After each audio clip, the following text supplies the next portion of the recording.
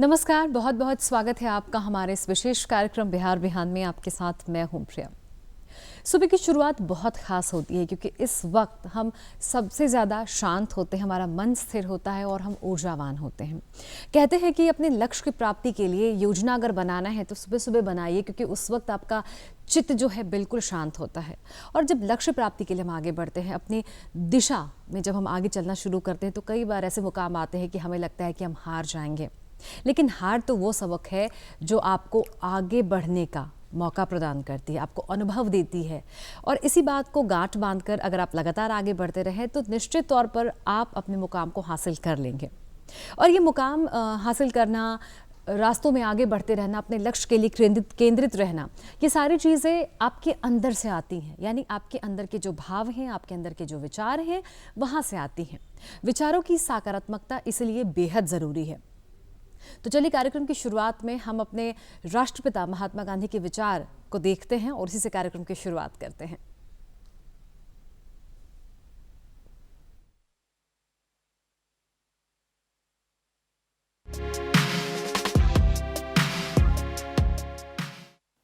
महात्मा गांधी ने कहा था, व्यक्ति अपने विचारों से निर्मित प्राणी है। वह जो सोचता है वही बन जाता है।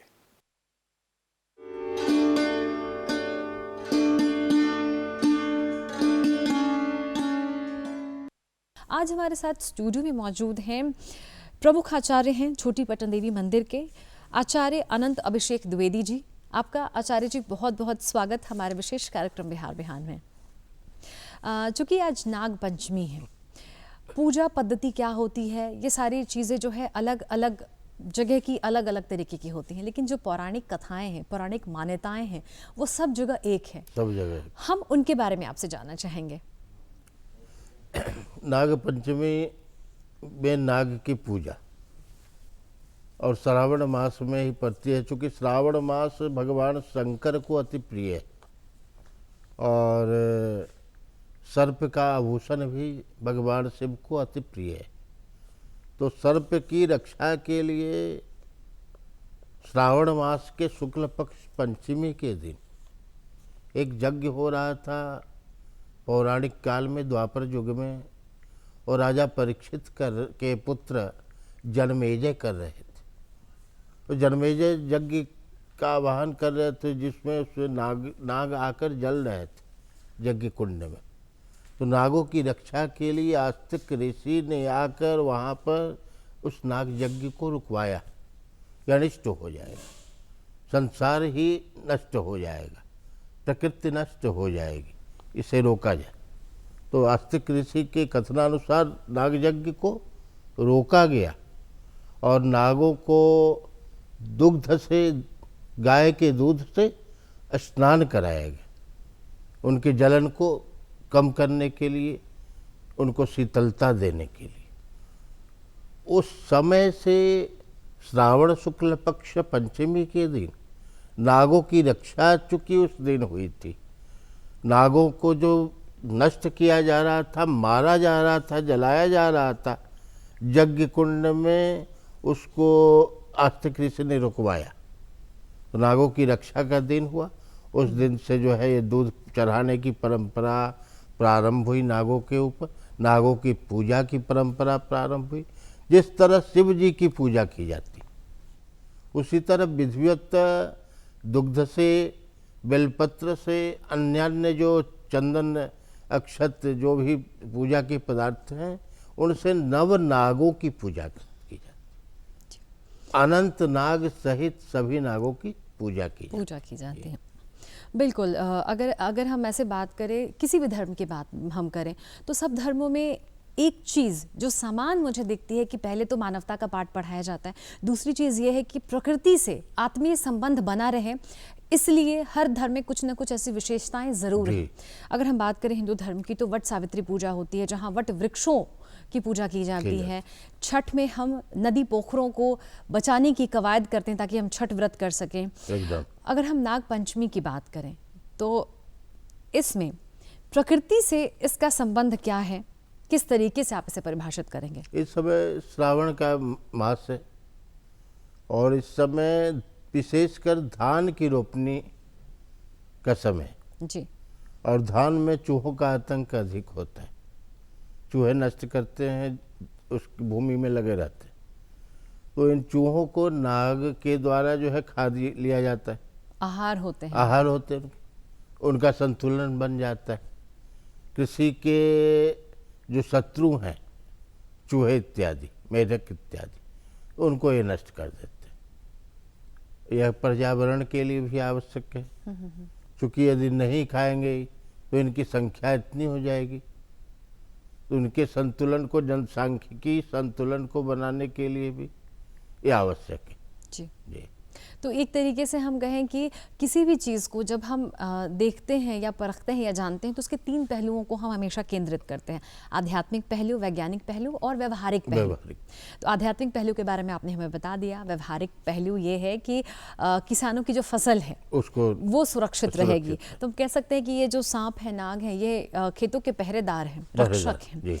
अमूमन एक बहुत चीज़ जो हम सबको दुखी करती है कि एक तो हम हमेशा से देख रहे हैं कि जो हमारी पारिस्थितिकी है, यानी डाइवर्सिटी है, हमारे जीव जंतुओं की या वृक्षों की डाइवर्सिटी है, वो सब एक दूसरे पर ही आश्रित है, अन्योन्याश्रित संबंध है एक दूसरे का सबके साथ में। उस लिहाज से अगर देखा जाए तो कई बार ऐसा होता है कि हमें अगर सांप दिख जाते हैं तो हमें पता नहीं होता कि ये जहरीला है या नहीं है, क्योंकि हम शुरू से इतना डरे हुए हैं कि हम उन्हें मारने की कोशिश करते हैं। एकदम।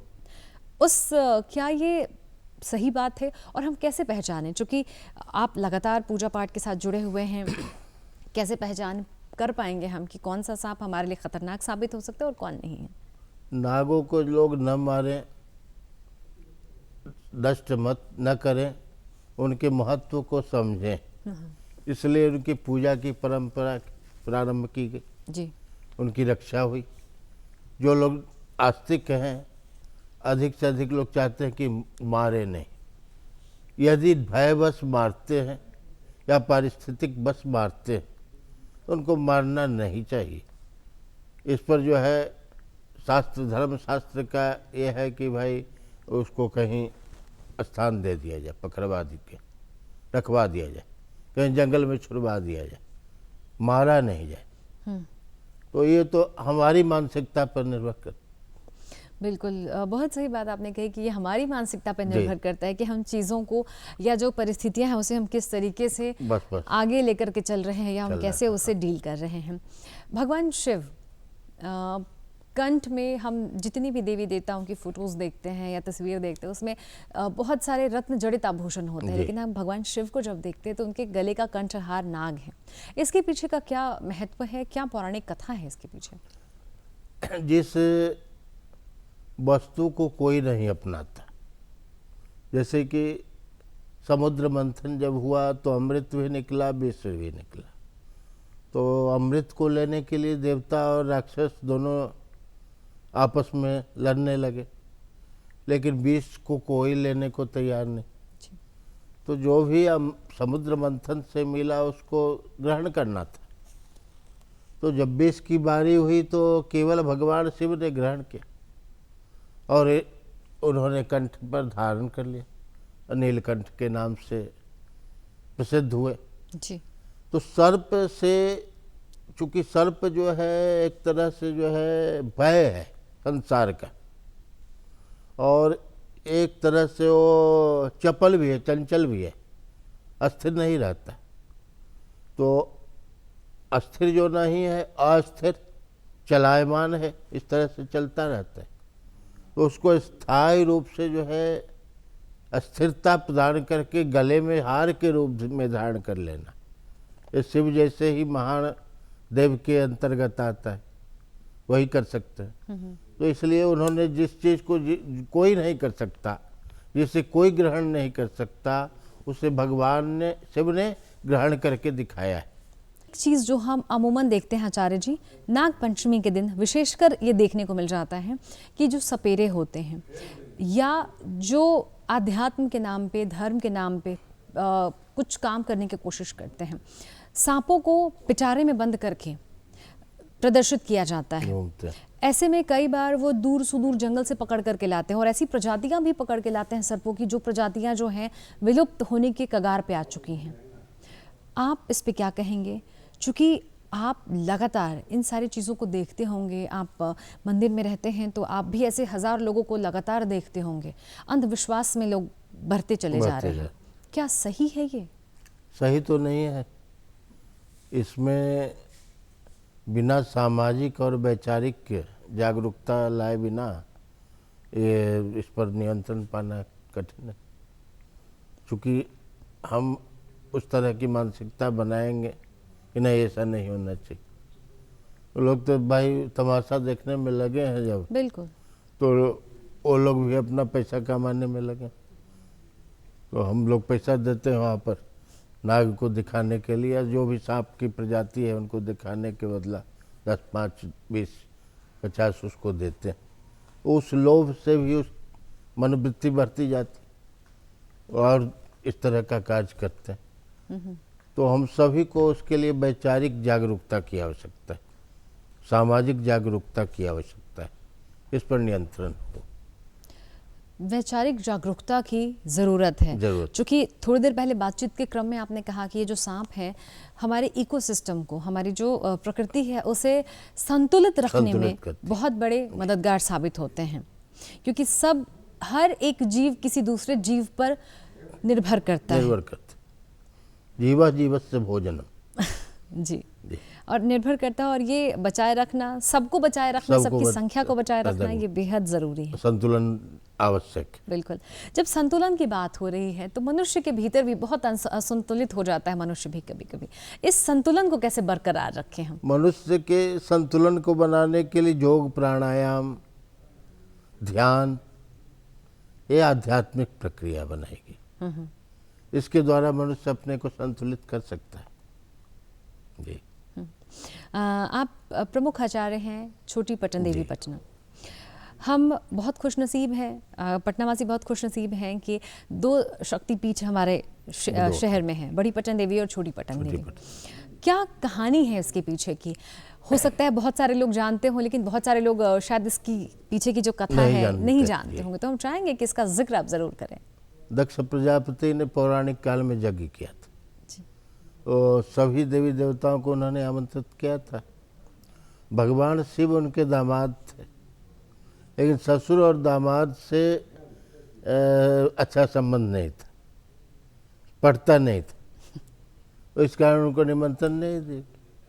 उनकी पुत्री सती थी, जिनका विवाह भगवान शंकर के साथ हुआ। तो सती कहीं कि भाई पिता के यहाँ यज्ञ है, इसमें निमंत्रण की कोई आवश्यकता नहीं, मैं जाऊंगी।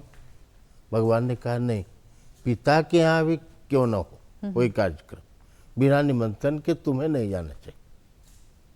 लेकिन सती नहीं मानी। तो जब सती के आगे भगवान विवश हो गए कि जाओ भाई, तुम्हारी जो इच्छा है। सती चली।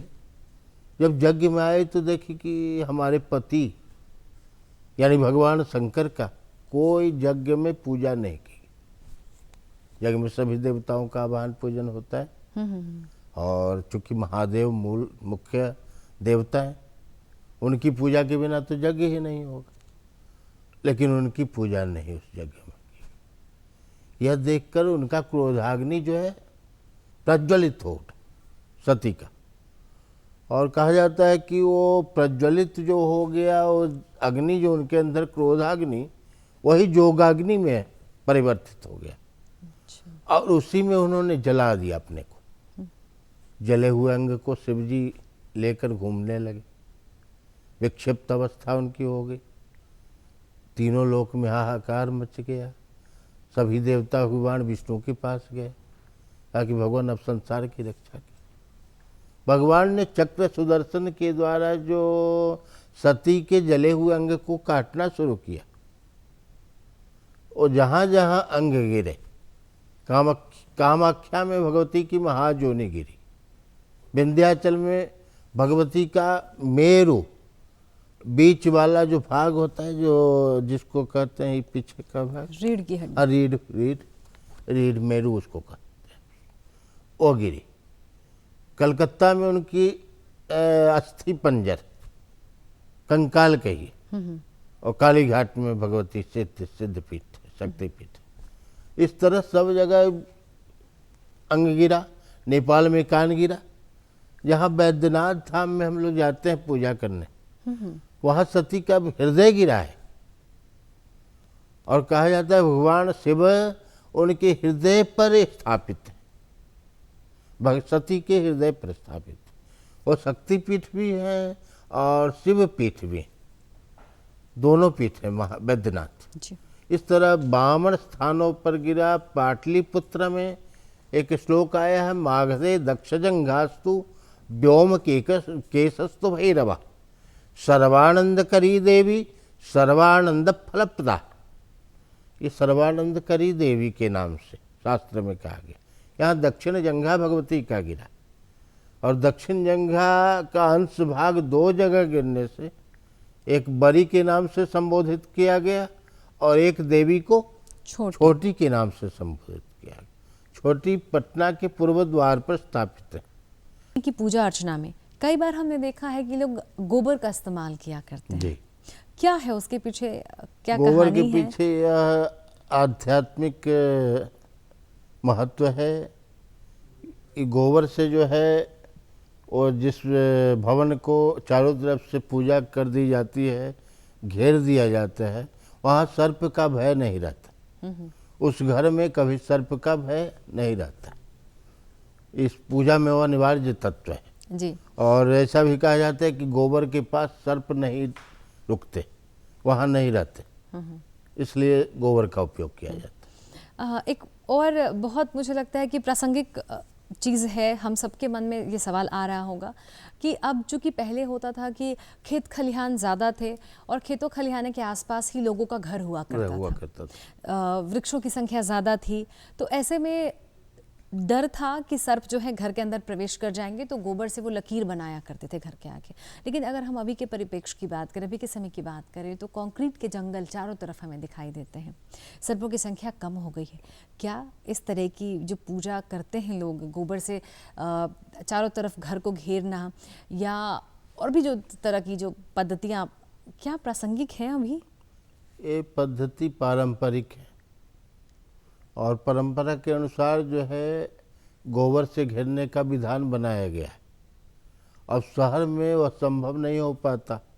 लोग जो है एक प्याली में दूध लावा लेकर जाते हैं और मंदिरों में नाग देवता के नाम से चढ़ाते हैं, अर्पित करते हैं, या अपने घर में कुल देवता की पूजा करते हैं, नाग देवता की पूजा करके उसे अर्पित करते हैं। लगभग जो है ये परंपरा है और एक ग्रामीण परंपरा में अभी यह जीवित है। शहर में वो नहीं हो पाता है कि वो गोबर से लोग घर को चारों तरफ से घेर पाए, लेकिन अभी गांवों में है।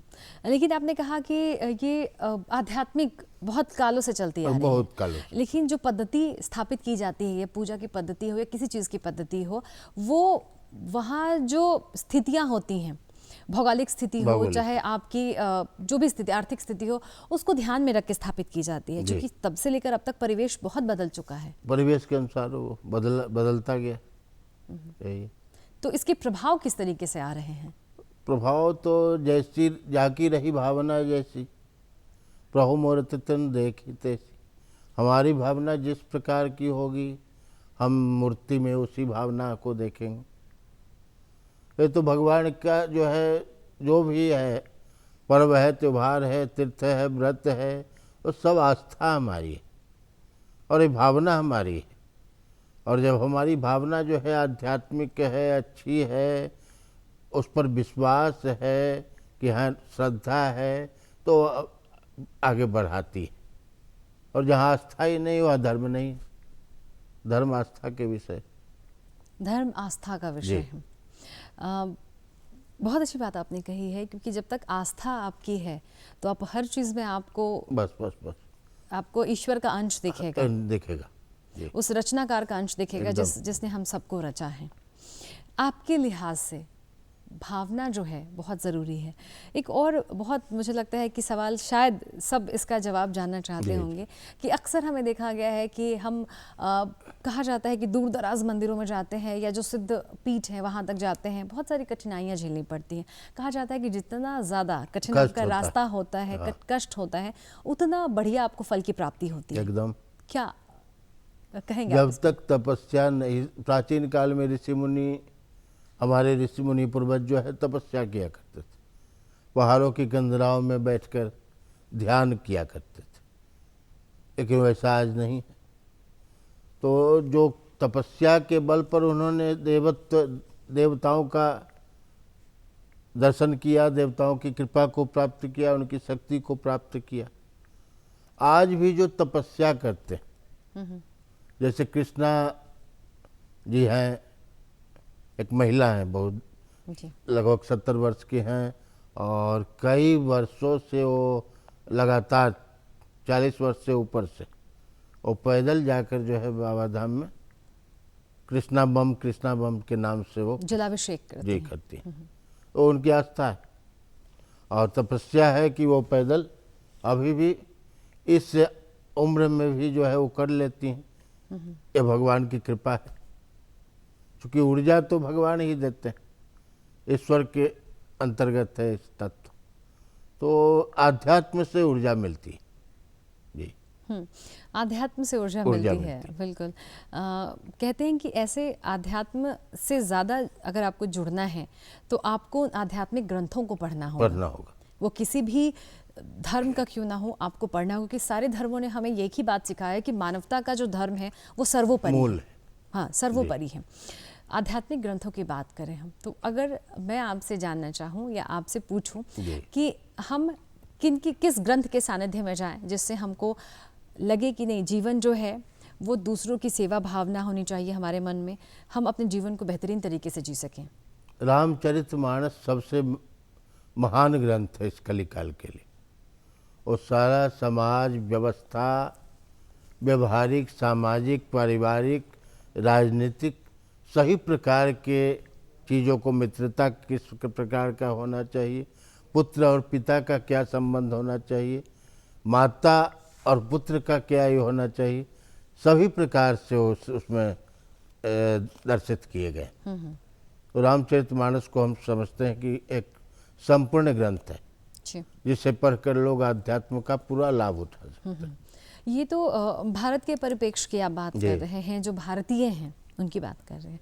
लेकिन अगर ऐसा देखा जाए तो भारत के बाहर भी बहुत सारे ऐसे अलग अलग देश में देखा है कि लोग भारत आते हैं भारत के आध्यात्म को जानने समझने के लिए, भारत के आध्यात्म से जीवन शैली जो है वो सीखने के लिए, जीवन जीने की जो शैली है उसे सीखने के लिए। आपके पास क्या कोई ऐसा संस्मरण है कि कोई विदेशी आपके पास आया हो ज्ञान प्राप्त करने के लिए या समझने के लिए कि जीवन जीने की शैली क्या होती है? विदेशी लोग आते हैं और हम देखें अक्सर तीर्थों पर, काशी विश्वनाथ हो या बाबा धाम में भी लोग पहुँचते हैं कुछ विदेशी। तो आध्यात्मिक जो वहाँ का वातावरण है पूजा पाठ का, उससे उनको ऊर्जा मिलती है जी, और उसका प्रभाव उनके ऊपर होता है। जैसे इस्कॉन में जाकर बहुत से भक्त बन गए हैं विदेशी, हरे कृष्ण हरे राम मंत्र का जप हमेशा किया करते रहते। तो इस तरह से उनकी मानसिकता जो है आध्यात्मिक होती जाती है। फिर उसके बाद जब हरे कृष्ण हरे राम का संकीर्तन करने के बाद जब उनका लगाव बढ़ता है तो हमारे धर्म ग्रंथों को ही वो पढ़ने लग जाते हैं, हमारी भाषा को समझने लग जाते हैं। तो जब भाषा समझेंगे तभी धर्म ग्रंथ पढ़ेंगे। और मुझे लगता है कि आप जितने अच्छे से किसी आध्यात्म, जितने ज़्यादा अच्छे तरीके से आप आध्यात्मिक होंगे उतना ही ज़्यादा आपका जीवन जो है वो सुचारू रूप से चल पाएगा। एकदम, बिल्कुल, निश्चित। आप जो कि हर रोज़ मुझे लगता है सुबह से शाम तक मंदिर प्रांगण में रहते हैं, हज़ारों भक्तों को आप देखते होंगे, हज़ारों श्रद्धालु रोज़ आते होंगे। लेकिन एक जो कहते हैं कि मानवता का जो धर्म है वो हम सबको सबसे पहले सीखना होता है, हम चाहे किसी भी विशेष जाति धर्म को हाँ क्यों ना मानते हो। आप इस संदर्भ में हमारे दर्शकों से जो हमारा कार्यक्रम देख रहे हैं उनसे आप क्या कहना चाहेंगे? लोग, ये व्यवहारिक धर्म है, मानव धर्म।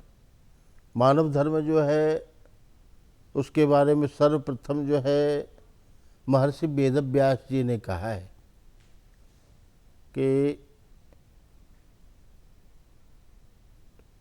पर पीड़ा, दूसरे को कष्ट हो ऐसा कार्य करना ही अधर्म है। और जहाँ दूसरे को सुख मिले, जिससे दूसरे का कल्याण हो, हित हो, तो जिससे सभी लोगों का हित हो, कल्याण हो, वही जो है धर्म कहा गया है। और जिससे सभी लोगों को हानि हो, कष्ट हो, पीड़ा हो, उसी को अधर्म कहा गया है। जी, कितनी सरल परिभाषा है धर्म और अधर्म की। अधर्म का।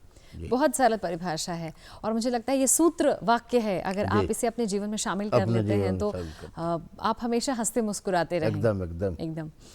एक चीज़ जो आज के दिन, जो नागपंचमी का दिन है, आज के दिन जो देखने को मिलता है कि अक्सर लोग दूध अर्पित करने जाते जी। हैं। जगह जगह जहाँ बड़े बड़े वृक्ष हैं या वहाँ जो रखते हैं। सांपों के जो बिल देखे जाते हैं या खेत की जो पगडंडियाँ हैं वहाँ वहाँ पे रखते दूध हैं। अर्पित किए जाते हैं। क्या सच में सांप आकर दूध पीते हैं? सांप दूध नहीं पीते।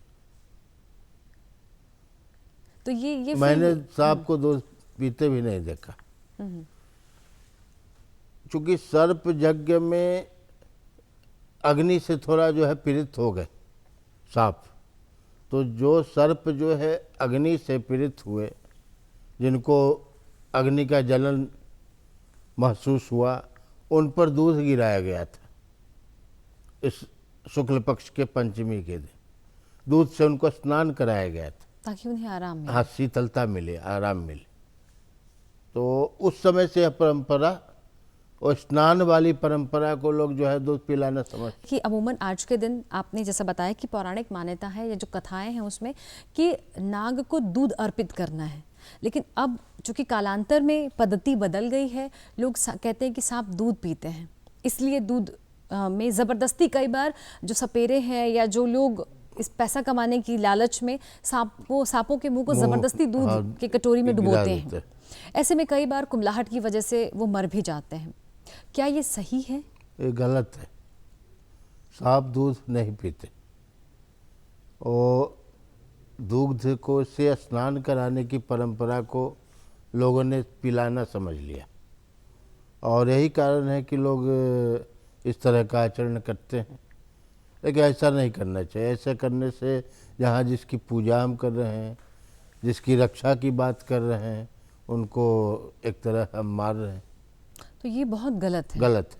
और दर्शकों, मैं भी आपसे अपील करना चाहूँगी कि अगर आप ऐसा सोचते हैं और फिर आप ऐसा करते हैं तो आप गलत हैं।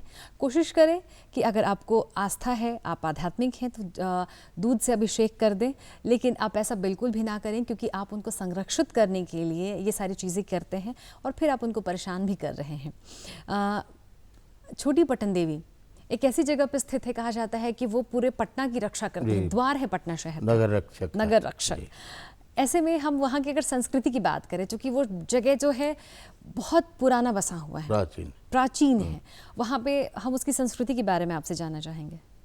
वहाँ पाटलिपुत्र में हिंदू संस्कृति,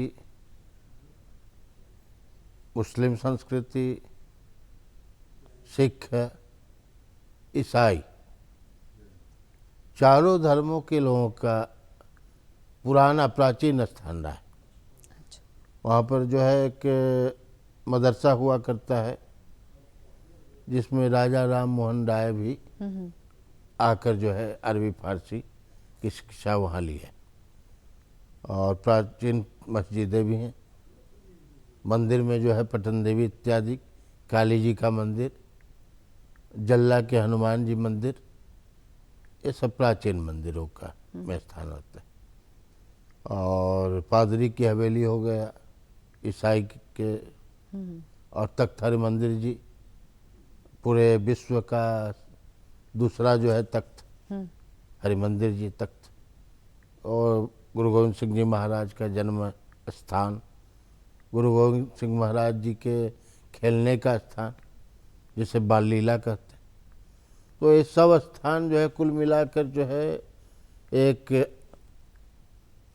मतलब सामन्वयिक हिंदू मुस्लिम सिख ईसाई सर्वधर्म संभाव की बात जो है, एकता को लेकर ही चलते हैं। और सभी लोग अपनी अपनी पूजा जो है अपने अनुसार बिना किसी भेदभाव के बिना किसी बाधा के बिल्कुल, और यही तो हमारी भारतीय जी, संस्कृति है। करते हैं। अनेकता में एकता की जो हम एकता बात की। करते हैं, भारतीय संस्कृति यही तो बताती है यही हमें। बताती है, यही तो बताती है हमें। और वैसे हम आज़ादी का अमृत महोत्सव भी मना रहे हैं, जिसमें हमें ये सबसे पहले जो बात हमें सिखाई जाती है, या आज़ादी के अमृत महोत्सव के का जो मूल मंत्र यही है कि आप अपनी एकता अखंडता को बरकरार रखें। बरकरार रखें। एकदम। सबसे बड़ी बात जो कही गई है। हमारे बिहार बिहान कार्यक्रम को अभी हजारों लाखों दर्शक देख रहे होंगे, आप उनसे क्या कहना चाहेंगे, क्या संदेश देना चाहेंगे? हम संदेश प्रकृति के संरक्षण का देना चाहेंगे, क्योंकि आज नागपंचमी है और नागपंचमी का त्यौहार जो है, पर्व है, और प्रकृति के संरक्षण, उसके रक्षण, प्रकृति के पर्यावरण के वृद्धि, उसके लिए वृक्ष इत्यादि को लगाएं। लोग अपने आसपास की जलवायु को ठीक करें और सुख समृद्धि शांति ये सब की प्राप्ति इसी में। जब प्रकृति संतुलित रहेगी, पर्यावरण अच्छा रहेगा, तो हम लोग प्रसन्न रहेंगे, स्वस्थ रहेंगे, और प्रसन्न स्वस्थ रहेंगे तभी समृद्धि जो है हमारे पास आएगी। बिल्कुल, बहुत सही बात आपने कही, क्योंकि प्रकृति को संरक्षित करके रखना ये हम सब की नैतिक जिम्मेदारी है, और इसके लिए सरकारें लगातार काम कर रही हैं। भारत सरकार ऐसी बहुत सारी योजनाएं बना करके काम कर रही है। नमामि गंगे प्रोजेक्ट के तहत नदियों को स्वच्छ और स्वस्थ रखने की बात की जा रही है, बाघों को संरक्षित रखने की बात की जा रही है, डॉल्फिन्स को संरक्षित रखने की बात की जा रही है, तमाम प्रजातियों को संरक्षित रखने की बात की जा रही है, और ये बहुत ज़रूरी हो जाता है हम सबके लिए, बहुत आवश्यक भी है। बहुत अच्छी बातचीत हमारी रही, और आपने ऐसे बिंदुओं पर हम सबका ध्यान आकर्षित किया है जो हम सबके लिए जानना बेहद ज़रूरी है। आध्यात्मिक महत्व भी उसका है, वैज्ञानिक महत्व भी है, और व्यवहारिक महत्व भी है। आप हमारे स्टूडियो में आए और इतनी अच्छी बातचीत के लिए आपका बहुत बहुत शुक्रिया, बहुत बहुत आभार। आपको ही बहुत बहुत धन्यवाद।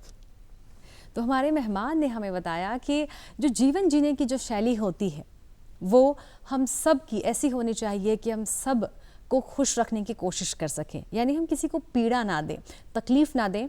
धर्म हमें यही सिखाता है कि हम सब की खुशी में शामिल हों। तो चलिए, आज के बिहार बिहान कार्यक्रम में जो है वो कार्यक्रम अपने आखिरी पड़ाव पे आ चुका है। दर्शकों, जाते जाते आप हमारा पता नोट ज़रूर करें ताकि पत्रों का व्यवहार लगातार बना रहे। हमारा पता है निदेशक डीडी बिहार, दूरदर्शन केंद्र पटना, फ्रेजर रोड पटना 800001। हमारा ईमेल एड्रेस है director@ddkpatna@gmail.com।